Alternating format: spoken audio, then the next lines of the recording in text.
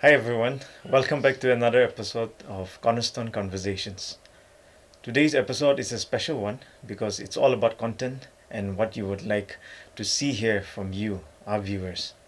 Before we start, let me introduce you to our talk show participants here.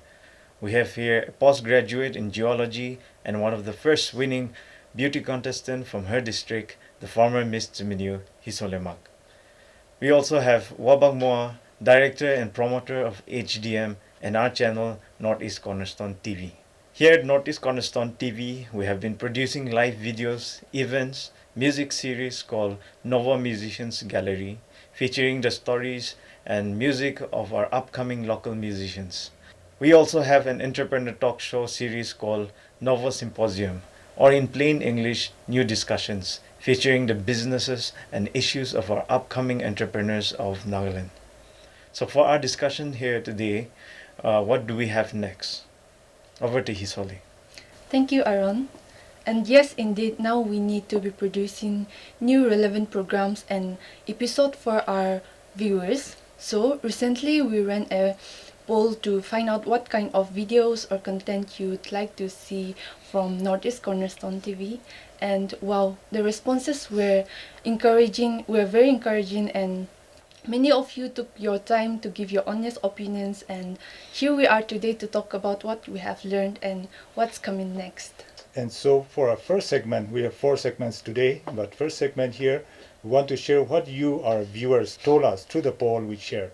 We want to start first with the discussion-based talk content, that is discussion. The top favorite here was, drum roll, podcasts. So podcasts were very popular, especially about those that talk about faith, real-life struggles, and youth stories. And coming in close were youth podcasts and talk shows on mental health, dating, identity, and even some deeper topics like gender roles and real relationships. We have a question for us all here and for you viewers to comment on below. Why do you think podcasts and talk shows have become so popular among young people today? So as our viewers, as you think about that question, I think from our side, why have podcasts become popular is that, it is not only locally, but all over the world, I think podcasts have become popular. So in many countries now, so there are short form podcasts, long form podcasts for 10 minutes or even 3 hours. We get a lot of topics, and so people are able to discuss in depth, in detail. Yes, adding to that, I think podcast is easily available, and it covers almost everything, and you don't need to focus while listening like movies or books. And I think it fits perfectly in the fast-paced lifestyle. That's right. We can listen to it anywhere, everywhere. Just keep it on. On the entertainment side, you, our viewers, voted loud and clear. The top favorite was Christian music, everything gospel rap to acoustic to lo-fi worship vibes.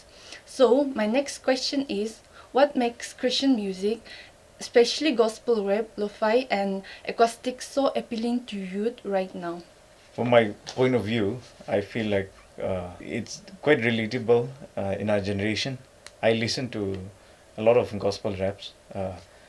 Some gospel artists like NF, No Big Deal, and Lecrae. Those are good artists from the US, and they produce good songs and good gospel, and it's a way of spreading the gospel through their music. And lo-fi has been a prominent music genre these days, and because of its low fidelity and because it's mellow, and people love to listen to mellow songs these days, and it's quite appealing to the young people. So I feel like lo-fi is also playing a very important role. And I can name some few Christian artists like Forrest Frank. Those are good artists that's been coming up. And even in Nagaland, besides the pop and rock, we have good group of people called Prism. I think they're doing a good job of spreading the good news through music. Okay, that's interesting, and we would encourage our viewers to write more about Christian music in your comments. So now, getting strong support regarding creative content was also about skits and testimonies. People are suggesting skits, testimonies, competitions like drama, and even reels challenges.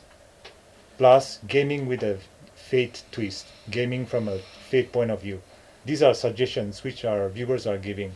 So the next question we would like to discuss is, for all of us, why do you think vlogs and behind the scenes content feel more relatable to viewers compared to traditional shows? So this is quite an interesting question.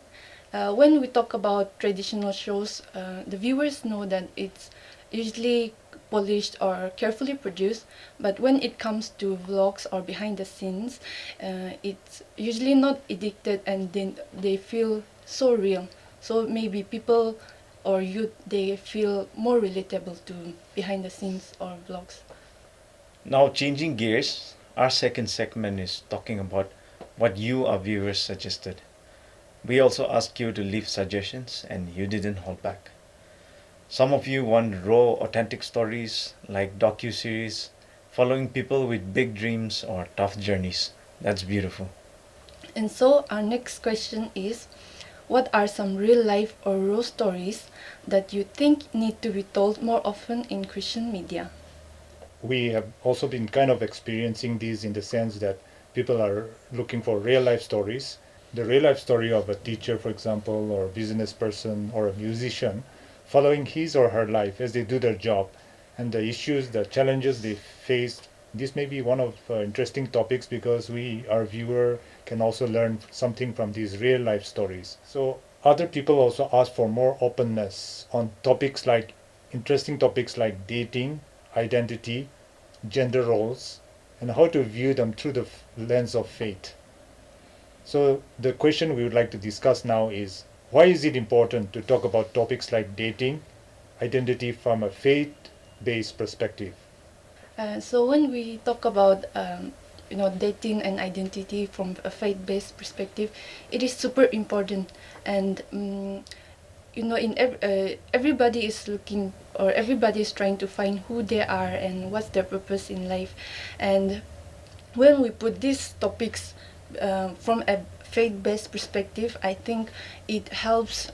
When it comes to dating, it helps us to view our partner in an image that God has created. And when it comes to identity, when we talk about identity, when faith is the foundation, it helps us know that we are loved. Adding on to that topic, I think from my observation in today's scenario, in love with the idea of being in love, that is the reason why a lot of relationships don't last, and a lot of relationships go haywire because of that. And what Hisole pointed out was our faith-based relationship, and that is very important, especially for young generation. And it's very important to know that God is the center of it all, and we should place God first. And talking about identity, we have come to a point in our life where the question of identity has been boggling our minds, and I think it's very clear, evident in the Bible as well, what God has created. And I think that even the churches or the family or a parent should talk about this and let them know what their true identity is. And through Christ, there's only two creation of a two gender creation, and we don't have anything based on that.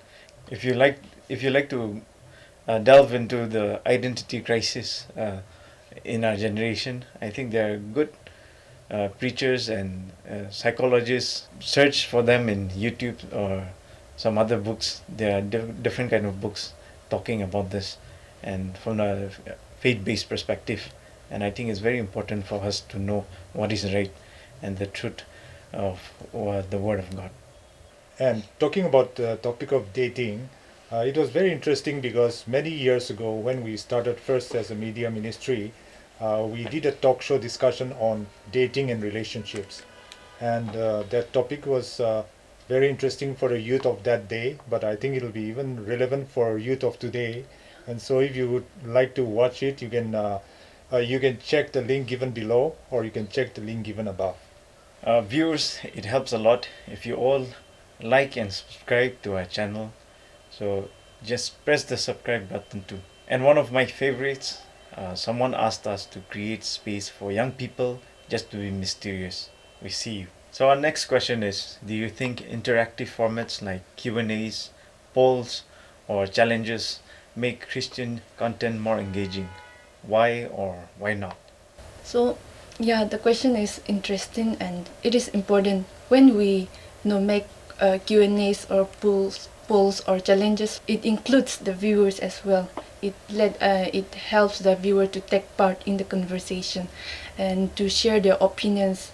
So when we have this kind of activities, it make them feel relatable, and it helps them in real life as well. It helps our viewers as well as it even helps us, because we have done this Q&A poll, and out of this polls we are getting all these suggestions, as well as we are doing this program for today. So what are we doing with all this amazing feedback?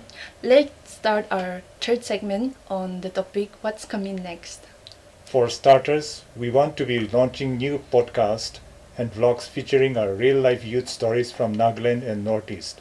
So this is your platform. We are also launching a 24/7 live streaming channel right here on YouTube, 24/7 on YouTube. So viewers, you can watch out and do subscribe to our channel so that later on you can share about this 24/7 channel on YouTube coming very soon.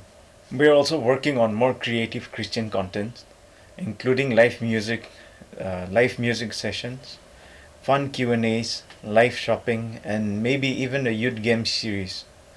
So keep your ideas coming.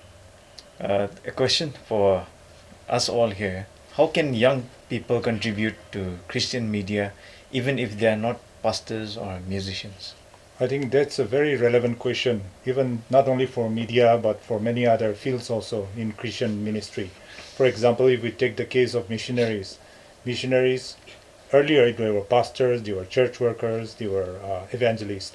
So they used to go to other countries, but now it happens that many of these, it's only people like teachers, doctors, or engineers who are getting the visas and able to go abroad to do mission field. So likewise, even in media also, we need Christian media. We need people from all fields. We need people from even teachers. We need people from singers. We need actors. We need comedians. We need everyone. So in case you are interested in Christian media, you are welcome to join us. One of the good example that we can take from the Bible is the 12 disciples of Jesus Christ. They are all from different backgrounds, and like them, we can also contribute to Christian media and also to spread the gospel that is given to us by Jesus himself, when he said the Great Commission is to go to every corners of the world and spread the gospel. Everyone believer, regardless of what he or she is doing, is called to share the good news, called to be a witness, called to share your testimony. So I think that is quite relevant. The next question is, what would motivate you to be part of something like Cornerstone TV, on or off camera? So for me, what would motivate me to be a part of something like Cornerstone TV or on off camera is that, if my voice or if my skills are able to impact on others' life, then I'm all in. I think for me it will be the zeal and the passion to serve Christ and his body. That's right. And like both of you said, if it includes both your talent, your zeal, your passion, including the witness, the testimony witness you're giving on media, then when it combines everything, I think that's the sweet spot. Mm-hmm. So we would encourage anybody who would like to participate in Christian media, that to be having a zeal and passion for Christian media, as well as to have a burden for lost souls, perhaps burden for other people, to save other people. And for our last segment, we have a closing call to action. So we have a question for our viewers. If you could create one show for Cornerstone TV, what would it be called and what would it be about? Yeah, I think this is a question mainly meant for our viewers, so that they can give their comments. What kind of show they would like to produce and what it would be called. The next question is, what kind of content would help you grow in your faith while still being fun and relatable? And if you haven't had a chance yet, do drop your ideas in the comments and message us on Instagram and Facebook too. Also do subscribe to our channel. Also, if you are from Kohima or from anywhere in Nagaland, and if you would just like to host, to act, to share your story, or just learn and do media production, come and meet us, talk to us, and perhaps be a part of the Cornerstone TV studio family.